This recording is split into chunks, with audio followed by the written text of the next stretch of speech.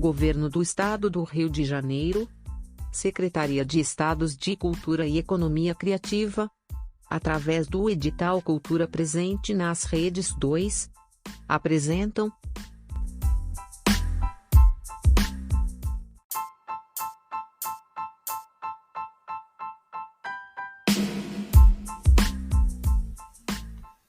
Pode Ler Baixada, o podcast.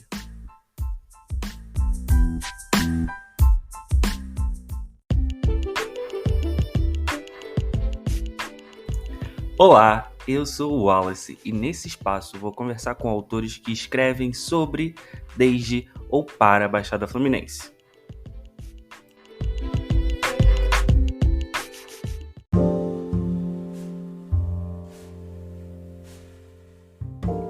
Para nosso terceiro e último episódio dessa temporada, vamos conversar com o João Gomes. João, se apresenta pra gente. Diz pra gente quem é João Gomes.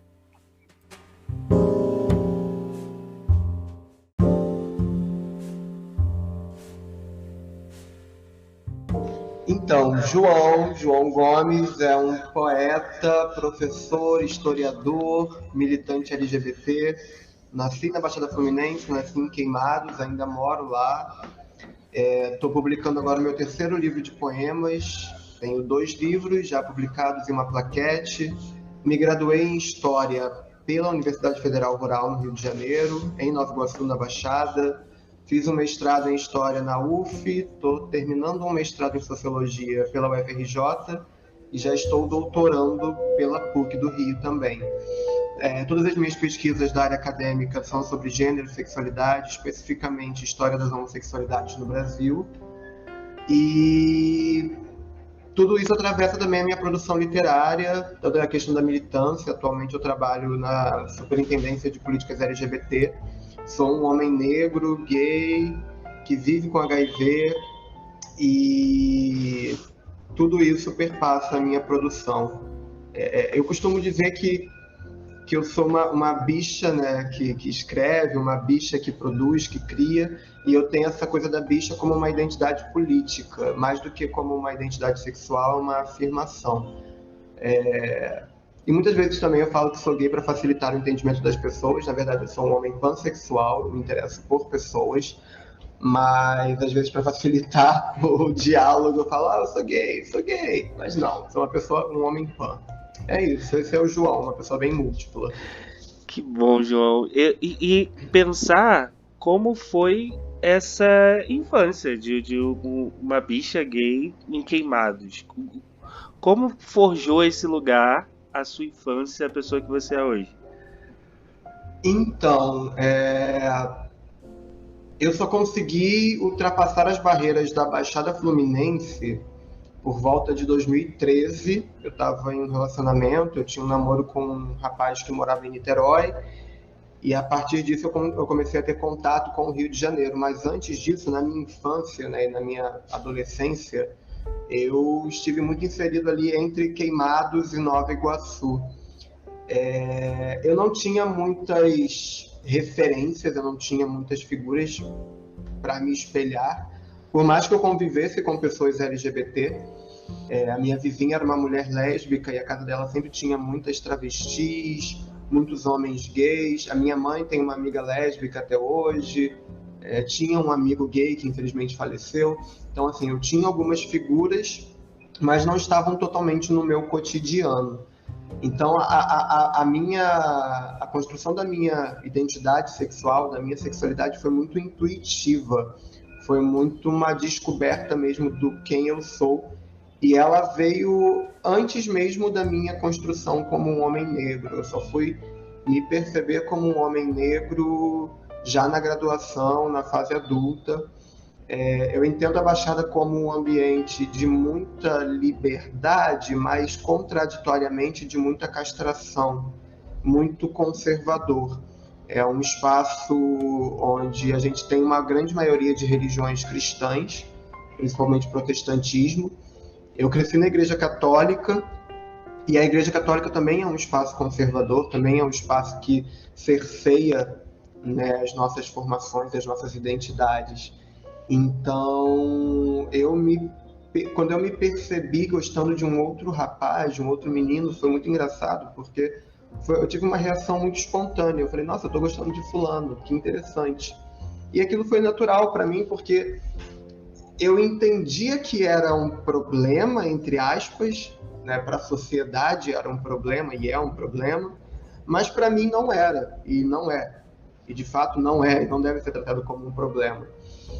Mas eu me lembro muito da figura do meu pai. Ele era um homem bastante homofóbico, um homem negro que veio do Nordeste, então tem toda aquela figura do homem nordestino. Tem um autor, agora não vou me lembrar o nome dele, que ele fala muito, ele pesquisou a construção dessa masculinidade, né, do homem nordestino, e meu pai reforçava muito isso em mim, e eu ficava me sentindo num conflito, porque eu sempre tive um lado um pouco efeminado, eu sempre puxei para uma masculinidade dissidente, né? Então, a minha formação nesse espaço da Baixada foi uma formação muito de provocação mesmo, porque eu estava me constituindo em um local que não era para eu me constituir, não era para eu me ver daquela forma. Até a questão racial mesmo. A gente está numa sociedade onde o racismo ele está entranhado em todas as relações e nas instituições, que a gente chama de racismo institucional. E eu sou um homem negro de pele clara, e a gente vê muito a tentativa de branqueamento, né? De clarear a pele com algumas jogadas linguísticas. Então, o discurso estava sempre me tirando desse lugar do homem negro. Eu sempre fui muito tratado como moreninho, o caboclo, né? Porque minha mãe é branca, meu pai é negro, meu pai também tem uma ascendência indígena. Então, eu sempre fui retirado desse lugar do negro até eu reconhecer isso em mim, por conta de toda a minha formação fenotípica mesmo, toda a minha aparência física, o meu cabelo, enfim. Mas é isso, foi interessante, porque, como eu falei, a Baixada é um espaço de muita liberdade, mas também é um espaço castrador e também é um espaço violento, né? E vários tipos de violência. Eu me lembro que a minha infância, eu costumava brincar muito com outros meninos na rua, com outras crianças, até o momento que eu comecei a experienciar violências vindas desses meninos mais velhos, né? Violências por eu ser um menino efeminado, por eu ser um menino que não se enquadrava no padrão. Então eu era a bichinha, eu era o viadinho, eu era aquele que sacaneavam de várias formas, e isso fez com que eu me recolhesse, literalmente, né? Eu deixei por volta dos 10 anos de brincar na rua e comecei a brincar dentro de casa, e aí eu comecei a ler muito, comecei a escrever muito. Então, a minha ida para a literatura, houve um incentivo por parte dos meus pais, mas também foi uma busca de um espaço seguro. É isso. Minha próxima pergunta era essa. Em que momento acontece esse seu contato com a literatura? Mas é isso que quer dizer, atravessou meu corpo, atravessou, acho que, corpos de outras pessoas negras e gays, gays e LGBTs que ia mais da Baixada Fluminense, que é essa violência que nos faz procurar outros espaços, né? E eu, no meu caso, quase desisti da escola naquele momento, que a violência veio daquele contexto. Entenderam em algum contexto da escola que eu não tinha uma masculinidade que diria para aquela pessoa preta ali que era para ser o pegador da sala de aula, e não estava funcionando. Então, naquele momento eu vi que aquele espaço talvez não era para mim, e quase desisti do contexto da escola. A escola na Baixada Fluminense também te afetou dessa forma? Você falou uma coisa bem interessante agora, que é o lugar que o homem negro ocupa na sociedade, né? Tem vários autores que falam sobre isso. Eu estou sendo um pouco acadêmico, mas é difícil eu fugir do lugar da academia. Até porque a questão racial perpassa as minhas pesquisas, e eu estou pesquisando atualmente no doutorado homens negros no movimento homossexual brasileiro. E o Osmundo Pinho, ele fala sobre o estereótipo do homem negro, né? Que é esse homem viril, apto para prática sexual, extremamente pegador, ativo, né? Tanto socialmente como sexualmente, e é um estereótipo oriundo do processo de escravização de pessoas africanas, que desumanizava os africanos e as mulheres africanas, colocando essas pessoas num lugar de objeto e de serventia, um local análogo a uma animalização. E o que a gente vê hoje, essa estereotipação, é um resquício do que se desenvolveu, do imaginário, da mentalidade que se desenvolveu no período colonial e imperial no Brasil. E aí, respondendo tanto as duas perguntas, mas principalmente essa segunda, a escola, ela é um espaço muito complexo, né? Eu estava conversando sobre isso hoje aqui no trabalho com um professor que veio até nós como usuário, e eu falava como que a escola é um espaço violento, como é um espaço que violenta não só o corpo fisicamente, como emocionalmente, como psiquicamente. E eu me lembro que eu sempre fui muito mais próximo das meninas do que dos meninos. Isso já me colocava num lugar de alvo, né? O meu corpo era e é um corpo efeminado também, então era mais um fator. E de alguma forma, como eu não me identificava como negro, eu sinto que eu era preservado dessa violência racista, né? Como eu não era, eu tinha uma, entre aspas, passabilidade, eu não gosto muito dessa palavra, mas eu tinha essa passabilidade racial, cabelo sempre curtinho, andando sempre com pessoas brancas, até que em algum momento eu comecei a andar com pessoas negras, né? Mas, de fato, a questão racial nunca foi um problema para mim na escola, sempre foi mais a questão da violência LGBTfóbica. E a escola, ela reforça esses estereótipos, né, do binarismo dos gêneros, do comportamento, do que é do menino, o que é da menina. Eu lembro até hoje de um dia que eu fui para o colégio usando um colar normal, estava uniformizado, e simplesmente coloquei um colar. A diretora do colégio, porque assim, todos os dias, eu estudei num colégio particular, durante o infantil e o fundamental. O ensino médio eu fiz numa escola pública. E no ensino fundamental, eu estava, acho que na 8ª série, atual 9º ano, toda semana a gente tinha, na segunda-feira, que cantar o hino nacional e fazer uma oração do Pai Nosso. Era essa coisa bem cristã mesmo. E eu estava com um colar, eu já flertava um pouco com as religiões de matriz afro. Eu ainda não era adepto nem de Umbanda nem de Candomblé, hoje em dia eu sou candomblessista. E eu estava com um colar, e eu lembro que quando acabou o hino e tudo mais, a diretora veio até mim, tirou o colar do meu pescoço e falou assim: isso aqui não é lugar para usar esse tipo de coisa, porque não faz parte do uniforme. E eu fiquei assim, mas é um colar, é só um cordão, não tem nada a ver com nada. Então, a escola sim contribui para um silenciamento, né? Para uma castração, mas eu entendo também que é um espaço com muita potência, porque possibilita construção de redes e sociabilidades, e eu entendo redes e sociabilidades como formas de resistência, porque quando a gente se encontra com os nossos e as nossas iguais, a gente consegue compartilhar as dores e avançar, né, de maneira coletiva em relação aos nossos sentimentos, aos nossos desejos, aos nossos direitos, inclusive, né, falando numa perspectiva de movimento social. E em relação à minha aproximação com a escrita, com a literatura, o meu pai, ele foi um homem que teve uma educação muito defasada, ele não concluiu nem o ensino fundamental, veio para o Rio de Janeiro muito pequeno, e quando meu avô faleceu, e ele, como era o irmão mais velho, teve que ajudar a minha família, a minha avó, os meus tios, né? A minha avó a criar os meus tios, então ele abandonou os estudos. E a minha mãe, ela foi até o ensino médio, na época dela, ginásio, né, se não me engano, mas também não concluiu. E o meu pai, por conta disso, sempre me incentivou muito, então sempre me levava muitos livros, às vezes alguns que não tinham nada a ver com a minha faixa etária ou com o meu interesse, mas sempre me incentivava.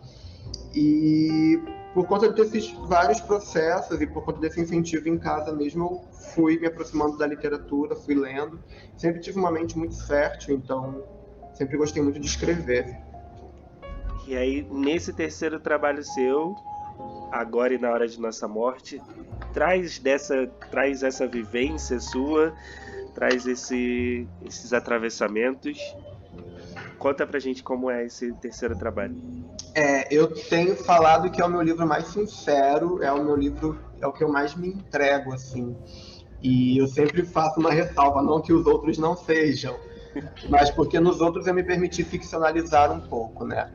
O primeiro livro, que é o Que Ri Por Último, eu escrevi depois de um término de um relacionamento muito longo, então é como se fosse um recibo para um ex-namorado, mas ali no livro eu também falo de outras pessoas com quem eu me envolvi depois dele, então é um livro escrito por um canceriano com dor de cotovelo. E o segundo livro eu já faço outras experiências, já tento descobrir a minha voz, né, literária, a minha voz poética, e já começo a falar sobre gênero também, falo muito sobre a questão da construção da sexualidade, da masculinidade. E agora nesse livro, Agora e na Hora de Nossa Morte, eu entendo esse livro como uma espécie de manifesto. Eu revisito lugares da minha infância, então existem muitos poemas em que eu falo de experiências que eu vivi quando criança, brincadeirinha de bola de gude, brincar na rua com as crianças, o vizinho ouvindo Racionais MCs. Eu falo muito sobre alguns espaços de Queimados. Tem um poema que se chama Avenida Camarim, que é uma rua em Queimados. Falo de alguns locais do Rio de Janeiro e eu venho trazendo outros atravessamentos. Então eu falo sobre a racialidade, falo como que no Brasil a gente vive um processo de esvaziamento e desconstrução da nossa raça, e isso desde o período colonial, quando os africanos eram trazidos para cá à força, eles tinham seus nomes modificados, as suas línguas eram proibidas, a religiosidade era proibida. Então existe um poema em que eu falo sobre isso, né? Eu vou dizendo: quando para cá me trouxeram, me negaram o nome, me negaram a língua, me negaram o meu sexo, porque havia também esse processo de objetificação sexual do corpo africano. Falo muito da minha religiosidade, porque é um local de extrema importância para mim, ainda mais nesse ano. Eu me iniciei para Oxum em janeiro desse ano, então eu começo o livro pedindo licença a Exu, no meio do livro eu saúdo Oxum e finalizo com uma cantiga para Oxalá. E ao longo do livro eu vou citando outros orixás, cito as minhas entidades de Umbanda com quem eu trabalho, que me acompanham. Falo sobre a questão do HIV, que foi uma descoberta recente. Eu vivo há 1 ano e 6 meses, mais ou menos, com HIV. Não é um lugar de dor, mas é um lugar que precisa ser falado, então eu falo sobre isso. Falo sobre a questão da sexualidade de gênero também. É um livro... Eu costumo dizer que é um livro que se escreve no limite. O título dele faz referência à oração de Nossa Senhora de Fátima, né?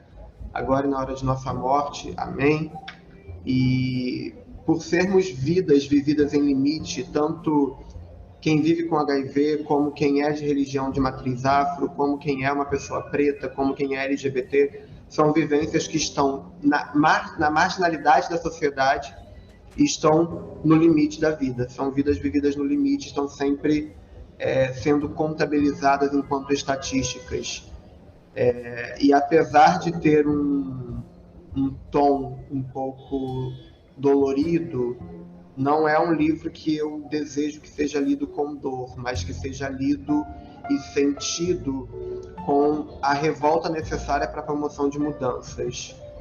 É um livro que eu espero que as pessoas leiam e se sintam comovidas a se posicionarem, a se colocarem, a entenderem a alteridade, né, a dor do outro, a dororidade.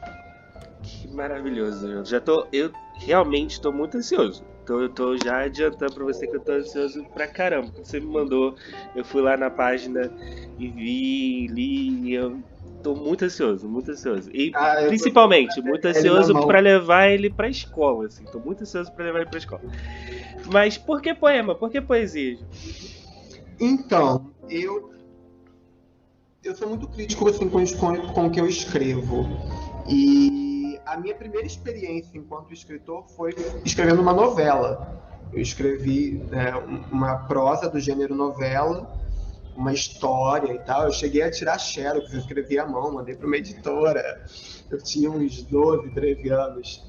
Guardo até hoje a carta de rejeição. Mas eu sou muito crítico, eu não sinto que a minha prosa está à altura da poesia.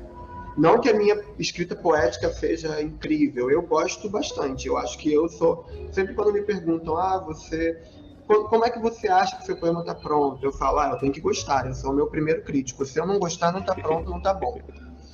Então eu sinto que ainda tem muito para melhorar, que eu posso melhorar. Mas eu gosto bastante da minha escrita poética e é uma escrita que me traz muita liberdade. Não que a prosa não tenha essa liberdade, mas eu sinto que a prosa ela exige um trabalho muito atencioso, um trabalho muito de artesão mesmo. É um trabalho diário que a pessoa tem que ir todos os dias, escrever um pouco, voltar, revisar, refazer. A poesia, embora ela tenha esse trabalho, principalmente para mim, um trabalho exaustivo de revisão e reescrita, eu consigo escrever um poema hoje, daqui a algum tempo escrevo outro, e quando eu reúno num livro eu faço as modificações necessárias e ela praticamente já nasce pronta. E eu sinto que a escrita poética, ela atravessa as pessoas de uma forma mais rápida. Um livro em prosa, ele precisa ser lido integralmente, né? Às vezes, para fazer sentido. E uma poesia, um livro de poesia, você abre, seleciona um poema e um poema pode te atravessar e já criar o impacto necessário. Então, acredito que a poesia, os poemas, eles sejam muito objetivos nesse sentido. Muito bom. Gosto da ideia. Te dá uma certa liberdade, né? Tanto de produção quanto de leitura, enfim, tudo mais. Mas me fala sobre os seus outros trabalhos. A gente consegue adquirir esses outros trabalhos já? E esse terceiro livro, como a gente consegue adquirir, ajudar? Que eu vi que é um processo de...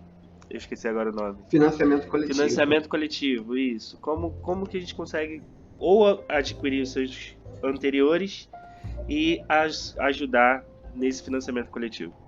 Então, os anteriores estão à venda nos sites das editoras. O primeiro livro, O Que Ri Por Último, ele foi publicado pela editora Patois. Então, vocês conseguem comprar pelo site da editora Patois ou no site da Amazon. Ele também está à venda no site da Amazon. O segundo, O Tédio dos Dias Variados, ele está à venda no site da editora Urutau e, se eu não me engano, no site da Travessa também, da livraria Travessa. Até um tempo atrás ele estava em falta, mas vocês conseguem encomendar pela Travessa e recebem. O novo livro ele está sendo vendido em pré-venda no formato de financiamento coletivo. E hoje, dia 15, né, que a gente está gravando, não sei quando que o programa vai ao ar, mas ele está sendo gravado hoje, hoje é o último dia da campanha de financiamento coletivo. Então, provavelmente, quando ouvirem, já vai ter acabado. Mas não tem problema, porque assim que acabar, eu acho que em 2 ou 3 semanas o livro vai estar disponível no site da editora Urutau. E aí vocês podem me procurar nas redes sociais, principalmente no Instagram. Lá eu posto tudo, tem os meus links, tem um link direto para a compra dos livros, e eu vou postar por lá quando ele estiver à venda no site da editora Urutau. E é bem tranquilo também, vai ser um processo bem fácil de compra. Que bom, João, que bom.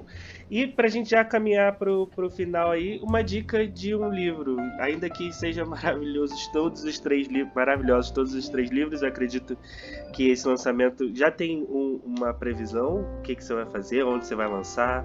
Então, a gente ainda não conversou sobre isso, né? Os meus 2 primeiros livros, eles foram lançados durante a pandemia. Não houve lançamento presencial. foi tudo virtual, por meio de live. Então eu sou um escritor que, entre aspas, nasceu na pandemia, embora eu já tivesse publicado antes. Esse é meu primeiro livro a ser publicado já no novo normal, que é um novo normal bem esquisito, já que nós estamos tendo um aumento dos casos de Covid, mas eu vou entrar em diálogo com a editora para tentar promover um lançamento presencial. E eu tenho alguns lugares aqui no Rio de Janeiro que eu flerto, assim, sabe? Que eu gostaria de estar com a minha banquinha de livros. E aí, acontecendo, eu vou divulgar nas redes também para todo mundo poder participar. Sim, compartilha. E aí uma dica de um livro que pode conversar com tudo que a gente falou ou não, uma outra reflexão possível. Eu vou indicar 2 livros. Um que eu li há pouco tempo e que mexeu muito comigo, mexeu realmente bastante. É um livro de um poeta norte-americano, que é o Ocean Vuong, que o nome do livro é Céu Noturno Crivado de Balas. O Ocean Vuong, se eu não me engano, ele é filipino e ele vive atualmente nos Estados Unidos. Vietnamita, perdão. Ele é vietnamita, de origem vietnamita, cresceu nos Estados Unidos. E é um poeta gay também, ele é ensaísta, tradutor. Ocean de oceano mesmo, Ocean Vuong. Ele tem esse livro publicado no Brasil.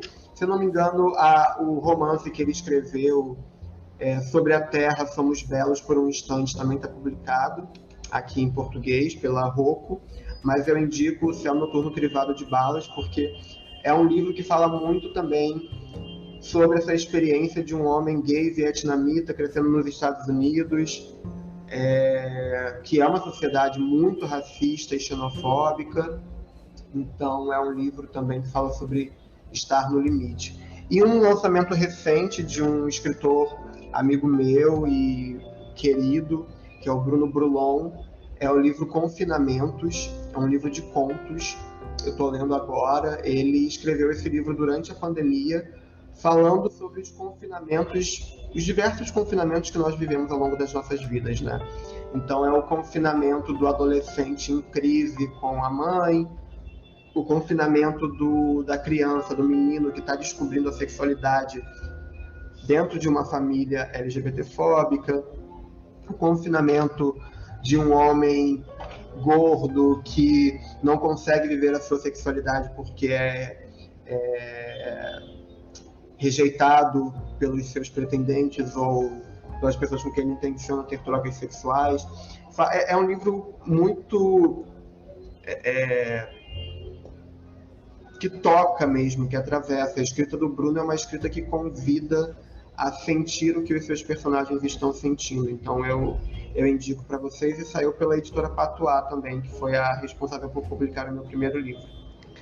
Dicas maravilhosas, João. E pra gente finalizar, uma citação que marcou sua vida, uma citação que você leva com você, a voz de alguém que marcou você em algum contexto. Tem um verso de um poema meu que eu gosto muito, do meu primeiro livro, que o nome do poema é Balada, e o verso é: nascer é um exercício diário. É um verso que diz muito para mim sobre a vida, sobre resiliência, sobre todos os dias se reinventar e ter a oportunidade de fazer diferente, de reaprender, se redescobrir. E citação, eu vou citar um trecho da música A Palo Seco, do Belchior, que eu gosto muito, e esse trechinho diz muito sobre a minha intenção com o meu novo livro. E ele diz na música: eu quero que esse canto torto, feito faca, corte a carne de vocês. É o que eu espero com o meu novo livro, agora e na hora da nossa morte, que o meu livro, que esse livro torto, feito faca, corte a carne de vocês. Maravilhoso, João. Eu queria agradecer de verdade. Assim, foi maravilhoso. Eu tô só apaixonado. Só tô esperando esse livro de verdade. E agradecer a sua disponibilidade, como você foi carinhoso ao responder e ao atender o chamado lá. Tive algumas sugestões de pessoas, você foi uma das pessoas que sugeriram bastante lá no Facebook, então eu só Caramba, queria que legal. agradecer de verdade. Obrigado. Nada, eu que agradeço pelo convite, pela disponibilidade, pelo interesse e te parabenizar pelo projeto de dar espaço para escritores da Baixada, ainda mais pessoas negras, estarem falando dos seus trabalhos, estarem conseguindo uma oportunidade de visibilizar e de alcançar outras pessoas. Muito obrigado e parabéns.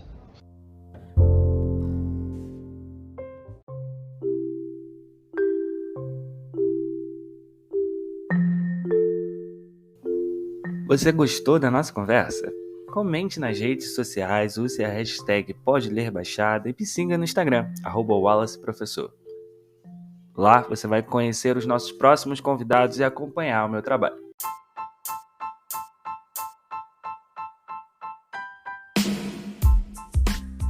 Eu encontro você no próximo Pode Ler Baixada. Até lá!